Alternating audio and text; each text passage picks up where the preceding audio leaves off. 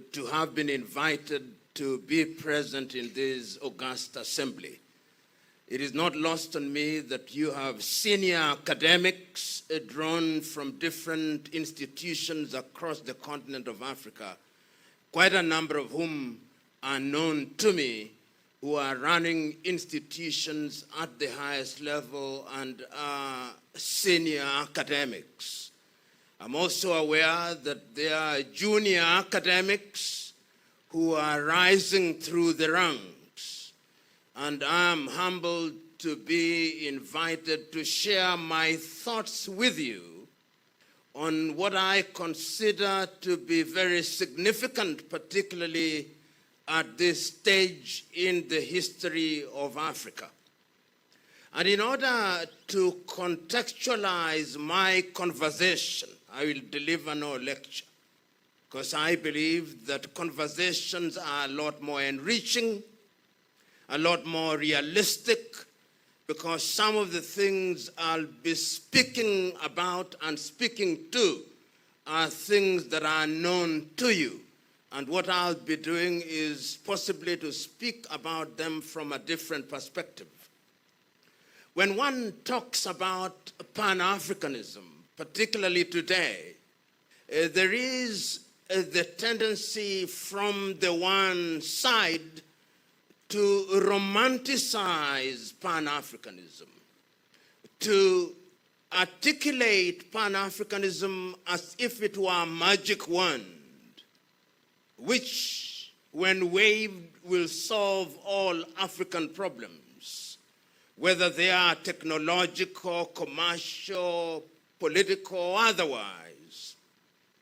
Then, from another perspective, that there are those who think that Pan-Africanism is merely a curiosity, one that we take refuge in order to massage our egos without more.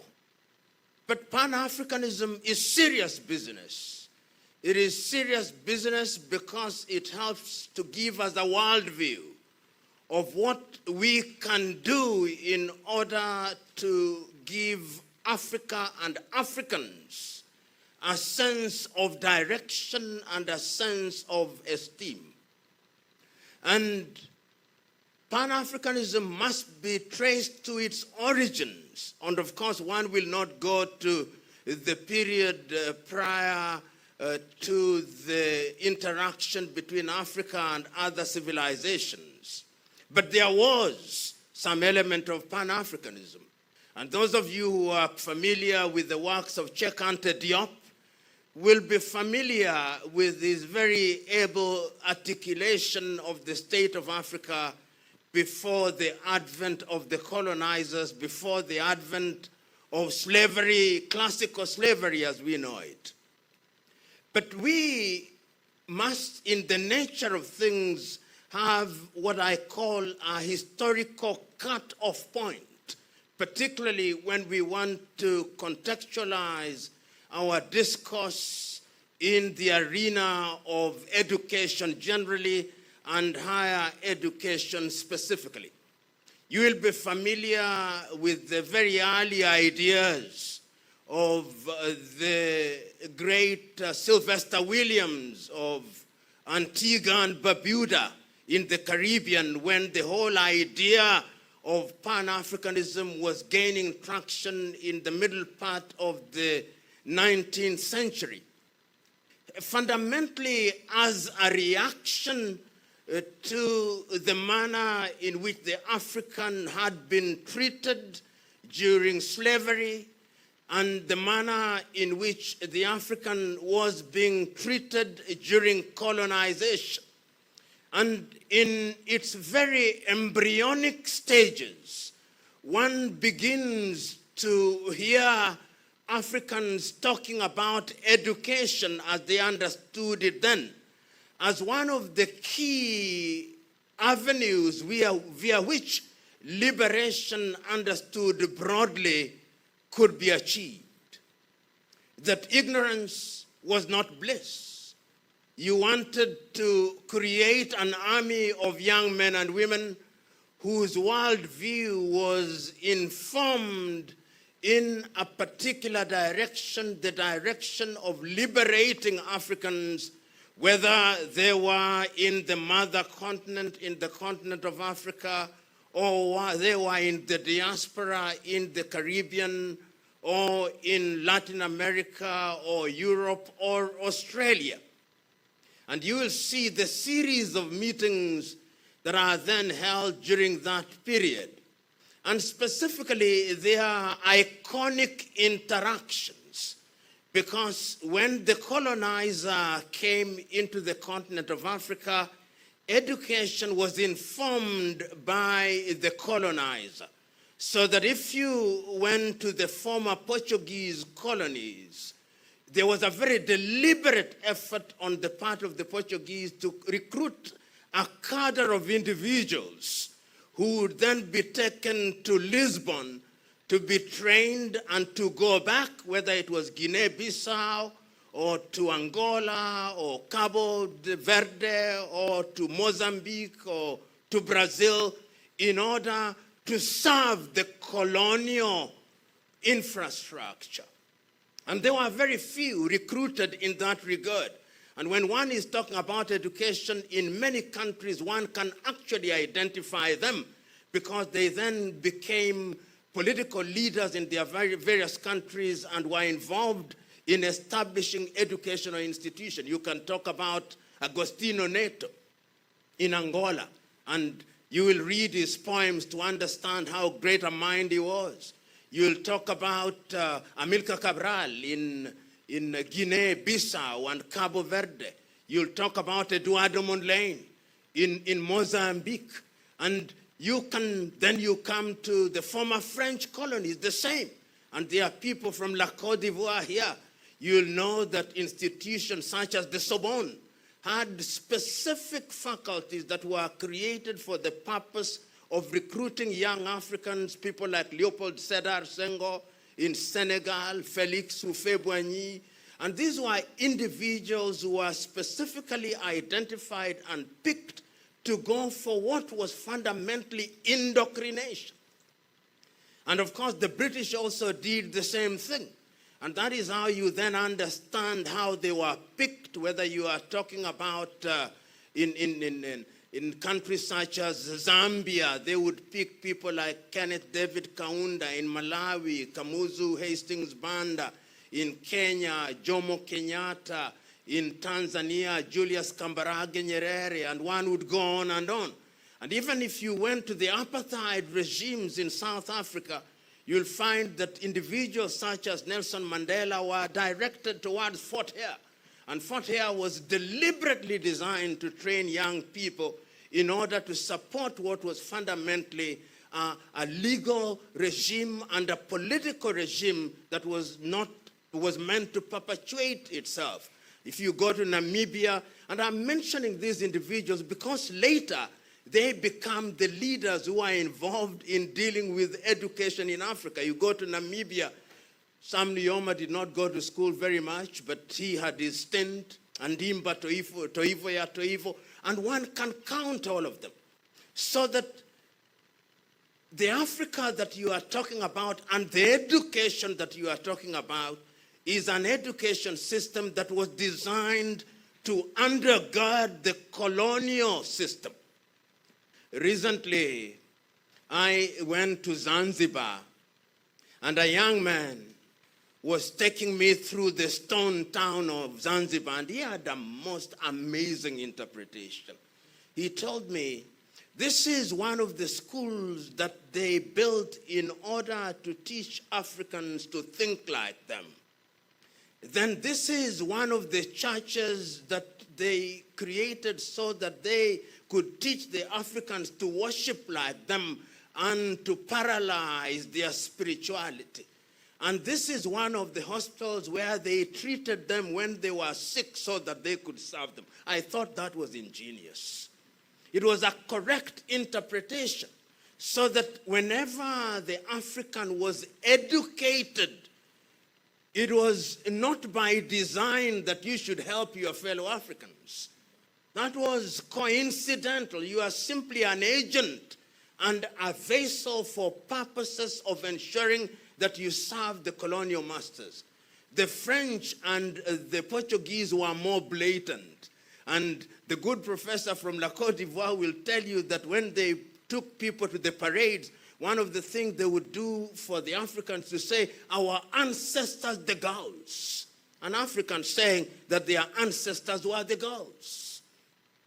And it is in that context that therefore you must understand when we are talking about the establishment of education facilities across the continent of Africa, universities were informed by that.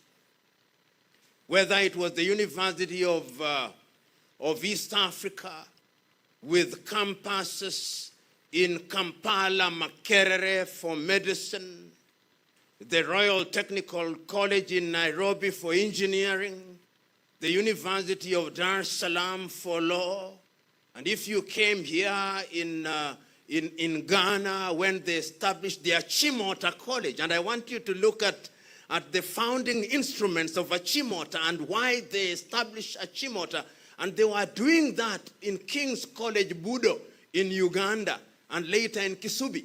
The whole idea was to create an African man and woman who was fundamentally an automaton, designed to serve the master, designed to serve the puppeteer. He or she was meant to be a puppet. You know, this debate begins to crystallize a lot more visibly in the United States when you are talking about Pan-Africanism. Because the United States is grappling the black man has been released from slavery. They have been told that they would get 40 acres and 1 mule, which they never receive. They have recruited the Uncle Toms. And they are persuading the black people at that time that what you need are a set of skills. Be a good plumber. Be a good electrician. And in the United States, you begin to see a battle and two streams.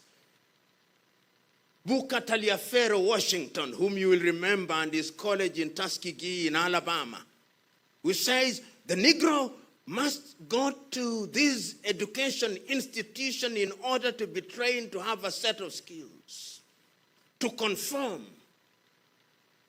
But there is another stream of W.E.B. Du Bois, who says education must be revolutionary. It must change your mind. It must change your thinking. We must think differently. If they have Harvard, we must have Howard. We must think differently.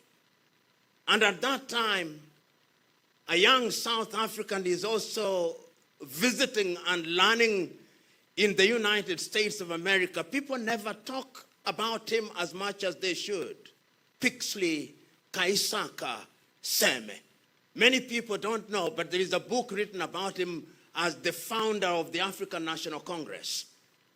Pixley Kaisaka Seme is then a student at the University of Columbia, and he delivers one of the most iconic speeches ever delivered by an African in the month of April 1906, the regeneration of Africa. And I commend it to you. He says at that time, and I paraphrase rather than quote Pixley Kaisaka Seme, that Africa must rise again. It must rise from the morass of confusion in which she finds herself. And it is not lost on me that Pixley delivers that lecture in the year 1906.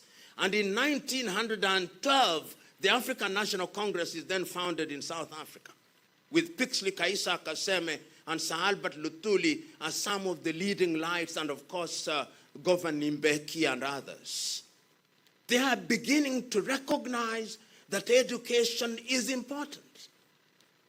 At that time, you also see other Africans going to the United States. Nnamdi Azikiwe of Nigeria, Zik of Africa, to Lincoln College in the United States of America. Kwame Nkrumah is also going to school at that time. Mwalimu Nyerere is in Edinburgh Kamuzu Banda is also in Edinburgh. People are going. Africa is beginning to see education as something that is important. James Kwejir Agri of Africa, who later became the first black deputy principal of Achimota College and a teacher of the Osagie for Kwame Nkrumah. They are taking all these individuals to Europe and America in the belief that these individuals will do their bidding. But they do not know that they are planting a seed which is going to germinate in a totally different way and to give birth to an educational system which is going to revolutionize the continent of Africa. And you can see quite a number of Africans, even when you go to the former French colonies, you see that wave of Leopold Senghor, as I talked about, Felix Houphouët-Boigny, you see Ahmed Ben Bella, Bibo Giba. All these are individuals, Chekante Diop. All these individuals are going to that part of the world, but the colonizers do not for one moment believe that they are going to come back and be the agents of change and be the agents of revolution of education in the continent of Africa.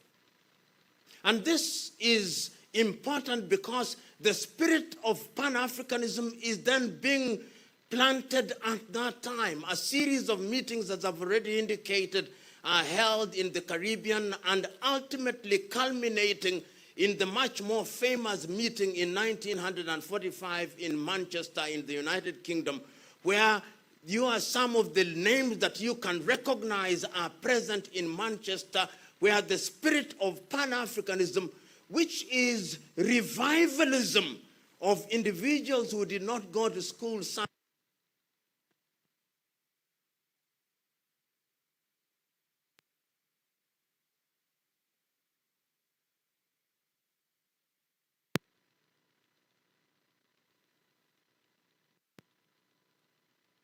I want us to see education from a totally different perspective.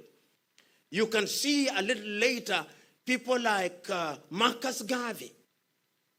No formal education, but they are influenced by this spirit of Pan-Africanism when he sings, Garvey was a buffalo soldier in the heart of America. When you hear people like Fela Nicola Pokuti, much later in Nigeria, Miriam Makeba, from Southern Africa, you can see the arts are being influenced by these. And ultimately, when we talk about Pan-Africanism 1945, you begin to see a people who know that in order for Africa to realize our potential, our people must begin to work together. And it's instructive. You see people like Walter Rodney from Guyana. These are academics. Ame Sessoa from Martinique. And you can see the writing at that time. After 1945, we then begin to see the agitation, both from the political front and across the continent. Kwame Nkrumah, Osagie-Effo, is, in my view, the high priest of it all. He sees it differently. Julius Nyerere sees it differently. Magai of Sierra Leone, Tubman, Ahmed Ben Bella, and one can go on and on. They are saying there is something that unites us as Africans, and that thing is what must inform everything we do, leading to the very famous statement by the Osagie for himself, you are not an African because you are born in Africa, but you are an African because Africa is born in you. So that you can see the clarity and the purity of thought processes at that time. But the neo-colonial Europe is not resting. In former French colonies, what have they done? Felix Houphouët-Boigny is the deputy in the French parliament. Leopold Sédar Senghor is a deputy in the French parliament. And what they do, and excuse me, for the French, they also gave you a wife to ensure that you are under very close marking at all quarters. So you can see that your education beyond the Sorbonne, you are also educated at home. So, and all these things, with the help of hindsight, they are very deliberate. They are very deliberate. And you can see that they are doing that because they want to ensure that even after you have left their country, they are still in control of their processes through you. In the United States of America, a debate now rages. The Taliaferro-Washington approach, where you conform without transforming, and the W.E.B. Du Bois approach, where you transform education. And remember, W.E.B. Du Bois is the person who then, I think he earned the first PhD, African-American, to earn a PhD at the University of Harvard. I think he's buried here in Ghana, W.E.B. Du Bois. And another man emerges from the United States, Carter G. Woodson, in 1933. He's involved in the education system, and he writes a book, The Miseducation of the Negro.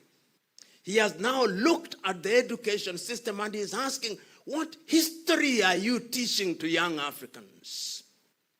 What geography are you teaching to young Africans? What chemistry are you teaching to young Africans? He's interrogating education at all levels because he knows that education is the key via which you can gain genuine transformation. Carter G. Woodson writes that book.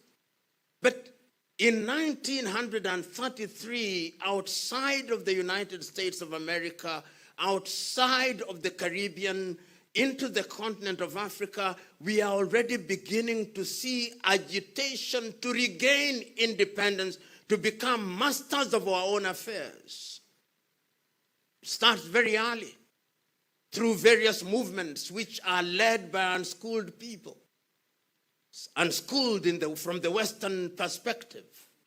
Agitation about land rights, because these are going to become important later, even at the university. The Mau Mau movement in Kenya, the Hehe rebellion in Uganda in the 1990s, Omuka Makabarega of the Bunyoro Kitara Empire.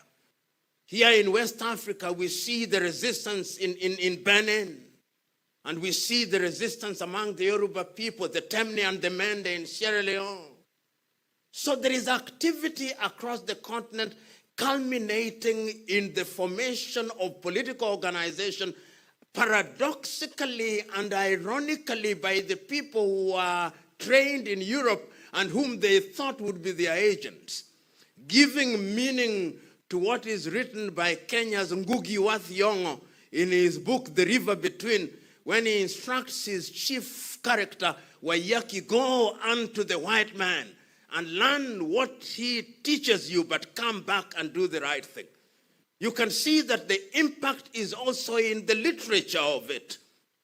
So when you look at the books that are being written at that time in the 1950s, whether it is Chinua who is writing, whether it's Sembene Otsman who is writing, whether it's Peter Abrahams who is writing, whether it's Alan Patton who is writing, you can see there is something about the writing at that time which is informing how you are going to organize yourselves.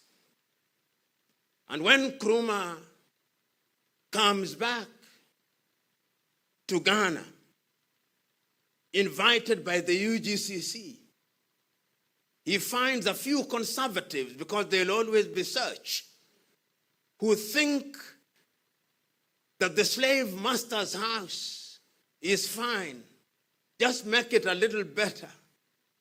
And as one wise man said, one of the greatest danger, the most dangerous things is to have a happy slave.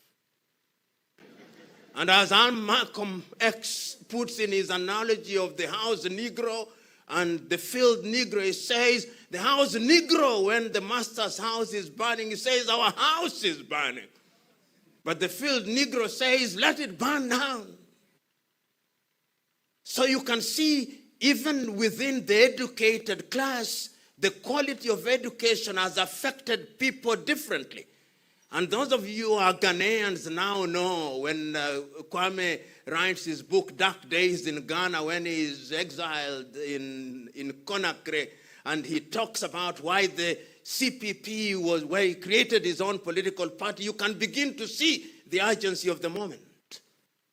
And it's not only happening there, it is happening in different parts of the world. To me, in Africa, in the former French colonies, you can see the appetite now through the Pan-African spirit to do something to change. We fight and regain independence, and it's never lost on me that is those who are Western educated of whatever kind who are in the forefront of the struggle for independence. In South Africa, as I've already stated, it starts with Kaisa Kaseme, it starts with Lutuli. The other ones take it over, Nelson Mandela, and people like Mbeki a little later take it over. You go to Swapo in Namibia, the ones who take it are Sam Nujoma, Andimba, Haman Toivo, Ya Toivo. You go to Mozambique, it is Mondlane and Samora. You go to Malawi, it is Kamuzu. You go to Zambia, it is Kaunda and Kapwepwe. You go to Angola, it is Neto, Savimbi and Roberto. You come to Kenya, it is Jomo, Oginga and Thomas Joseph Mboya and Gikonyo.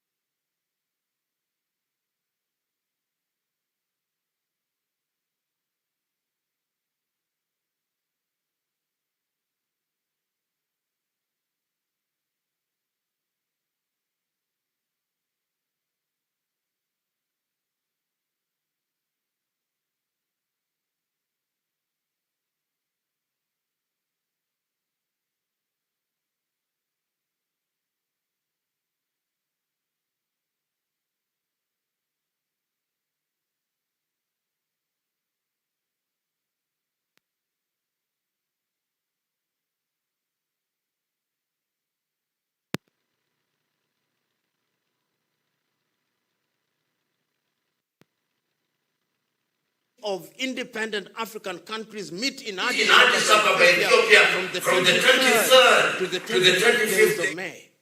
The agenda is loaded. Kwame is clear, but it must always be remembered that people meet in Addis Ababa when Africa is split into two ideologically on all things. The Monrovia group, led by William Tubman, including Felix Houphouët-Boigny, including Leopold Sedar Senghor, hold the view that we should slow things down.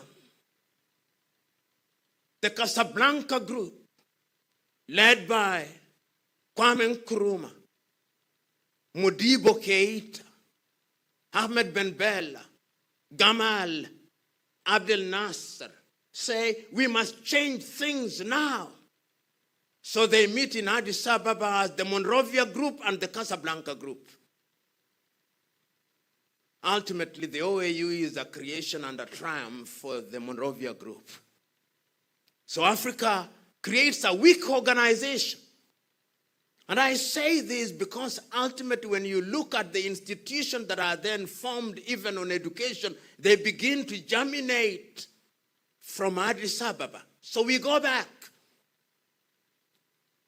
And we start now to struggle for independence for the countries that have not regained independence. The Freedom Fighting Office is opened in Dar es Salaam in Tanzania to focus on apartheid, South Africa, and Ian Smith's Rhodesia and Southwest Africa and other countries that have not regained independence. But now, the new countries are faced with reality You go to some of the countries, you only have one graduate or 10. And I want you to look at each one of those countries. Look at Rwanda, Urundi. There were no more than 10 graduates. Look at Kenya. There were no more than 500 graduates. And you can go on and on. You have a crisis of governance. In fact, the French countries are worse. Guinea-Conakry, I forgot to mention Ahmed Sékou Touré. When the French are leaving after the yes-no vote in 1958, they destroy everything in Algeria. They destroy everything in Guinea-Conakry. They destroy everything in Mali, then the Sudan. They destroy everything. Now, how do you govern? How do you have universities when there are no lecturers? How do you run your hospital facilities? How do you deal with agriculture? You've inherited institutions where there is not possibly a single African professor. How do you do this? The crisis of education now comes in, and you have to go into quick training. And that is where, and I'm jumping this, where the airlifts now come in. The airlifts are happening in different parts of the world. Ghana, you are now on a crash program, taking young people to the United States of America, taking people to the United Kingdom in Ruskin College, taking people later, of course, to the Patrice Emery Lumumba University in Moscow, because there is also a competition there. The Soviet Union, because it is now also a struggle for the neo-colonial project, is now alive. So in Kenya, they have what is fundamentally the Kennedy Airlift. The Kennedy Airlift in Kenya is initiated, actually, Kenyans don't actually accept, but this is the reality. The Kennedy Airlift is attributed to Thomas Joseph Mboya, but it was a Gikonyo Kiano, who, having earned his PhD in the United States, who came with the idea. And then they take 800 people to become the civil servants. On the other hand, the Soviet Union is also taking people to Hungary, East Germany, and the Soviet Union. There is a crash of people who then come back to become pioneer educationists. And you see it in Tanzania, you see it in different ways. And I say that we may understand the Pan-African component of education and the ever-present hand of the neo-colonizer in the entire arrangement. So those of you who went to the Soviet Union, you come in, once again, you always went there, and they came with Russian girls who are watching them very closely. And if you look very closely, out of 10, 7 were married to Russian girls or East German girls. Those who go to the United States, and for the ladies, of course, you are a little bit more discreet, so you never came with the men. But for the men, you find they come up either with the Caucasian or African Americans. But you can see the process of indoctrination is alive and well. So when they come back, they begin to populate our universities. And the universities are organized in a manner, as I said a little earlier, the East African University in Dar es Salaam, or rather in Kenya and Tanzania and Uganda, you now have specialty. It's called the University of East Africa. That is what we inherit. How do we deal with the University of East Africa? They were specialized. And I said a little earlier, some countries don't have a university at all. You are in Rhodesia, you are in Nyasaland, you are in Zambia. You begin to create universities. You create the University of Zambia. You are in Rwanda, Urundi. You create a university. You find yourself in the Democratic Republic of Congo, which immediately after 1961, there is a problem. How do you create a university? You are Dauda Kairaba Jawara in Gambia. You create a university. The only place you can go to is in Dakar, Senegal. You are in La Côte d'Ivoire. You are in all those countries. How do you create the university, and who runs them? And many of you will remember that the first vice chancellors were foreigners for good reason. Some of you are here, you are there at that time, either as graduate assistants or tutorial fellows. Which books are you reading? Are they Pan-African books? Are these Pan-Africanism still alive and well at that time? Because Pan-Africanism also demands, among other things, that the training is directed in a particular way.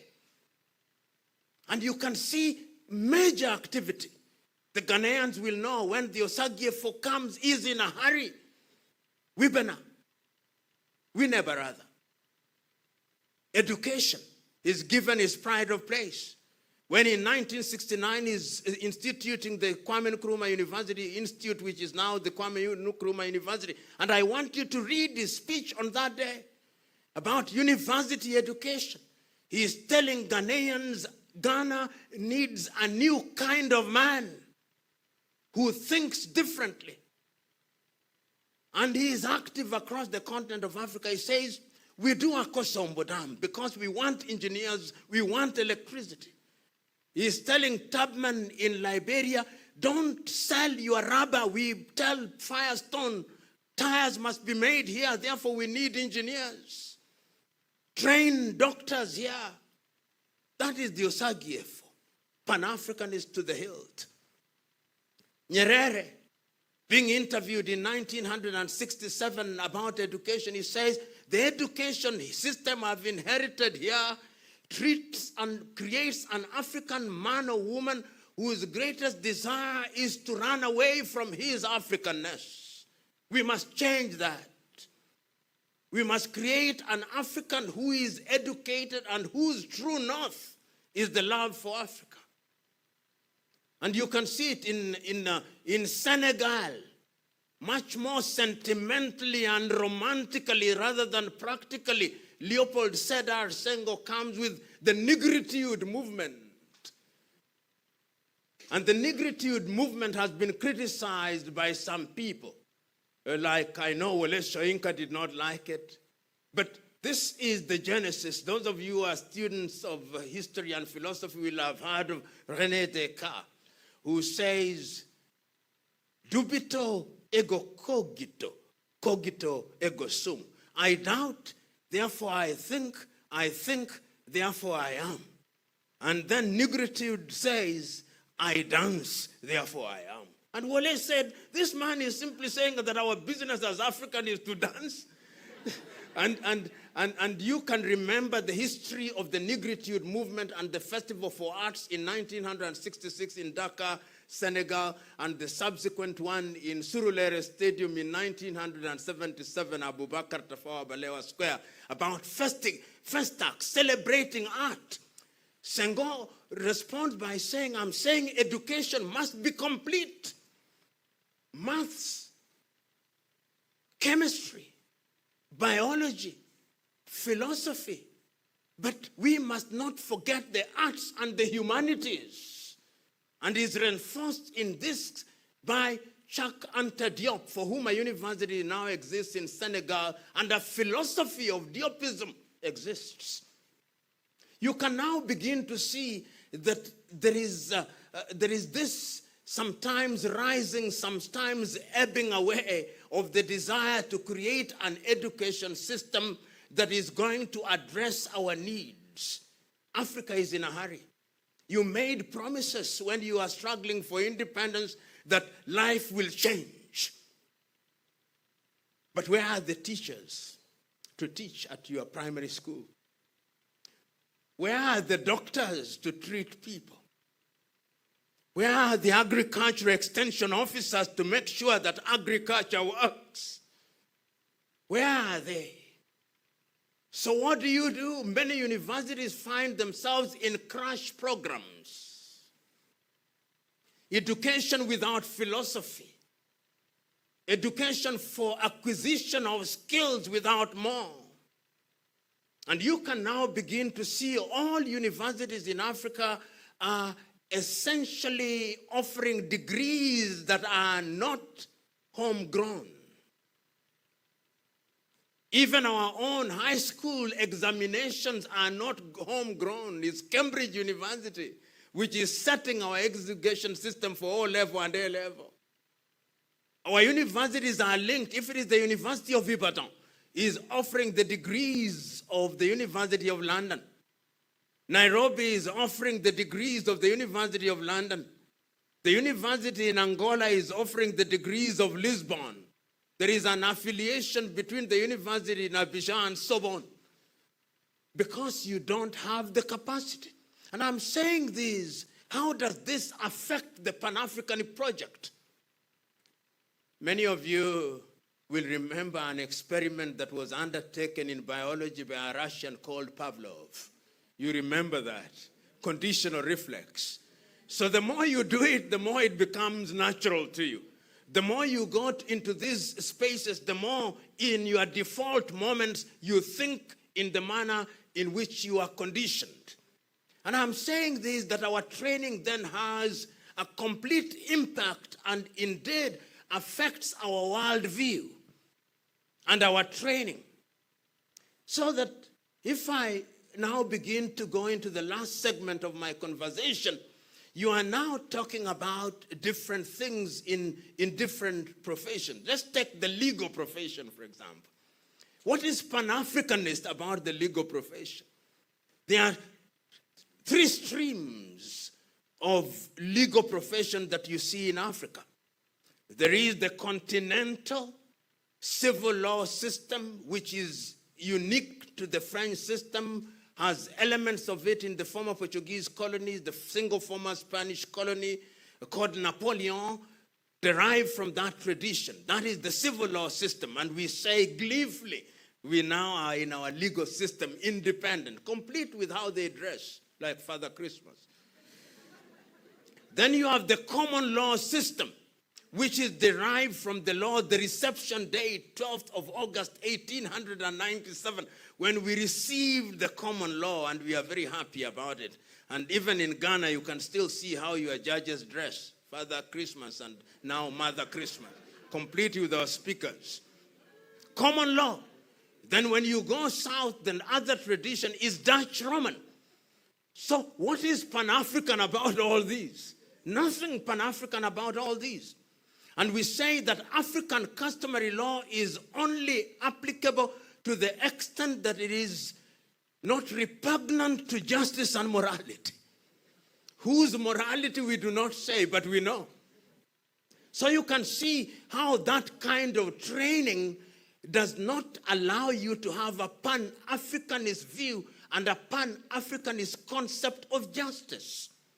When we come to land tenure systems, here in Ghana, for example, you had land tenure systems in the different communities. You are now being told that we have imported a system of land tenure system from torrent system in Australia to be applied here. You can now begin to see, and I say this because it is contemporary, even as I speak. I remember a case that was tried in Tanzania by a West African, I think he's Guyanese, Telford Georges. He was then the Chief Justice of Tanzania immediately after independence. And a Tanzanian man was charged with the offense of bigamy. And the offense, of course, when you are found guilty, you are then jailed, because the law said that marriage is the union of one man and one woman to the exclusion of all others. But then Telford Georges said, but in traditional African societies, marriage is the union of one man and all women. So he was saying that the mores of the society is different. So why do you criminalize? That was his argument. And you can see that these are extant issues about Pan-Africanism. How do you deal with people in that regard? And the most recent, those of you who come from Rwanda during the post-genocide, the Gacaca. The Gacaca jurisprudence is rich. How many people are rehabilitated through Gacaca? Hundreds of thousands. How many people has the Rwanda tribunal in Arusha tried? Not more than 10. And recently, Felicien Kabuga has no responsibility. Another one is arrested. How many years since the genocide? Can they go back into their societies? They cannot go back. Those who came to the Gashasha, are they back in communities? Yes. Pan-African. Is it homogeneous? No. It is unique. What is applicable amongst the Asante is not necessarily so among the Zulu. Unity in diversity. That is in the area of law. Medicine. Recently, what are we teaching in our medical schools? Is there something Pan-African about it? No. The greatest claim to fame of an African doctor is that I went to the London School of Tropical Medicine. And when they say it, they shake their head. Is there anything wrong with it? But I am urging you, if you ever want to get sick in Europe, don't have malaria, choose another disease. Because you then become a medical curiosity. They don't know how to deal with it. I'm sure some of you have found themselves in such a space. They don't. But are we undertaking research here? Right now in Africa, the greatest, the most famous research that is going on malaria vaccine is by the University of Oxford. They are funding it. It is we who should be funding that because it is something that is common to us. Herbal medicine. Have we mainstreamed herbal medicine? No. Last year, a number of children died out of cough syrup in Gambia. Many of them out of some cough syrup medicine that was made in India, and the government of the Gambia has now hired an American law firm to represent them. I'm still talking about Pan-Africanism. So you can see, and recently during COVID, you could see when the Malagasy Institute of Applied Science came up with a medication, COVID organic. How many ordered it? Only 2 countries. 3, I think.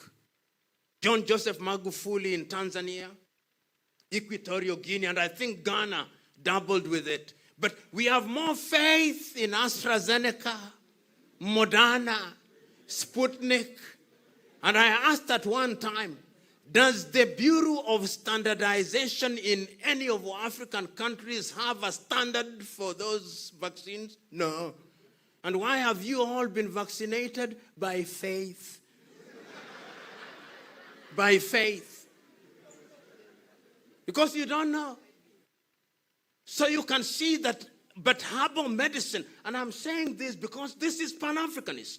You go to India and look at Ayurveda, mainstreamed.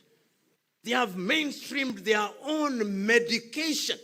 And people now go to health farms in India and Kerala. You go to China. They have mainstreamed their own medication.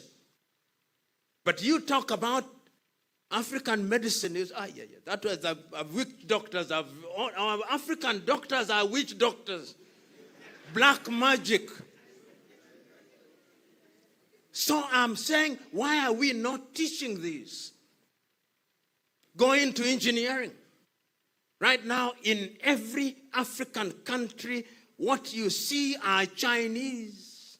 We have been producing engineers in the thousands. But what do you see? Which begs the question, what are we teaching in our engineering schools? What about environment? Is there a Pan-Africanist element in that regard? Look at the plastic pollution. Look at our own contribution to the COP and climate change. The desertification arrest which we tried, and I think Senegal has done the best in terms of trying to arrest desertification. One can go on, but I want to conclude. What I'm saying, therefore, is we must decolonize our education system. And the decolonization of our education system means that we must revolutionize our curriculum. And when we look at our curriculum, we must ask ourselves what it is that we teach at our universities at all levels. whether it is in the sciences or in the humanities, it saddens me, and I know that knowledge has no geographical boundary. That I know. But I know that knowledge must also be localized in order to respond to the realities of a particular environment. If you go to the Scandinavians now, the Finnish model of education is praised. Who teaches in the kindergarten in Scandinavian countries? PhDs. Who teaches in our kindergartens? I'm not going to say who they are out of respect. But if the foundation is weak, then what are you doing? Some of our very best should teach at the foundational level. And I'm going to say that is how you begin to infuse this Pan-African concept in our entire discourse. You go to Scandinavia, see how they teach chemistry, the history of chemistry, the history of biology, the history of mathematics. So that when a child is saying, what is a zero? When did zero acquire value in the history of mathematics? They know. And all these can only be done by revamping our curriculum. And if that is done, it is you who are here, you men and women who are here, who are leading institutions that must begin to think about it and think about it very seriously. And I'm happy that Ashesi University is in that space and is therefore catalyzing the entire process of re-examining. Because Africa is now in a crisis, one may say, if you want to be negative about it, but I think it is on the cusp of something. We are at crossroads. It's a question of where we choose to go. Because crisis is the mother of invention and innovation throughout history. And if that be true, what is it that we can do in the context of Pan-Africanism? We are talking about Pan-Africanism, but Africa is now saying that there are things that we must do. We started saying this in 1908 with the Lagos Plan of Action and said Africa is going to trade to ensure that we increase trade up to 50%. We never did much with African continental free trade. We started saying that we must have African things. In the sector of aviation, in 1988, we came with the Yamoussoukro Declaration. In agriculture, we came up with the Malabo Declaration. We came up with the Declaration on Health in Abuja in 2001. On women, we came up with the Maputo Declaration. All these now must be taught at the universities. They are not being taught. Are we teaching Africa Agenda 2063 at any university on a serious note, or we just mention it fleetingly? Those of you who are in the departments of economics, are you teaching Africa Continental Free Trade Area, and are you looking at the tariff and non-tariff barriers here in ECOWAS? In SADC, are you looking at them? In East African Community, are we looking at them? In Central Africa, are we looking at them? In the Maghreb, are we looking at them? And I'm suggesting that it is only through a Pan-African approach, in other words, telling us that there is something unique about the manner in which you do things. And there is something that is happening. I have a young man from the Gambia who got a scholarship to go to the United States, and he chose to go to the university in Rwanda, and I loved it. Because the Rwandese may be small, but there are certain things that they are getting right. Right now in Mauritius is a small country, but is becoming the focal point in terms of financials. Are we teaching that? Which books are we reading in our universities on economics? Are we reading Dambisa Moyo? Or we are reading Michael Todaro? In other words, we must begin to think differently. And I am saying that we must think like Kwame did and his stalwarts. That the time is now for us to realize that higher education is what is going to liberate Africa. And is only going to liberate Africa if we teach the right things. And is only going to liberate Africa if we implement the right things. And that is why I understand James Eman Kwejir Agri of Africa, who one day at a class, he came, and I paraphrase, and told his audience that one time a farmer, a naturalist, was walking in the forest, and he picked the young of an eagle and took it home. When he had taken it home, he kept it with his chicken and fed it on chicken feed for a long time. One day, somebody came, a naturalist came to the farm and said, "Amongst your chicks, there is an eagle." And the farmer said, "I know. It's an eagle, but we have kept it here and fed it on chicken feed for a very long time. It is no longer an eagle. It is chicken." And the naturalist said, "No. Once you are an eagle, you are always an eagle. Let us try and see if it has some eaglehood remaining in it." And he put it on the palm of his hands and urged it to fly, and it refused to fly. And the farmer said, "I told you. It was once an eagle, but it's no longer an eagle. We have fed it on chicken feed for too long." The naturalist came again and said, "No, it is an eagle." So he put it on the palm of his hand, facing the sun, and it flew and flew, and he looked at the farmer and said, "No matter how long you feed an eagle on chicken feed, its eaglehood doesn't die. It may remember to come back to the chicken, but it is always an eagle." Africa is in that space. Let us be the eagle that James Eman Kwejir Agri talked about. Thank you.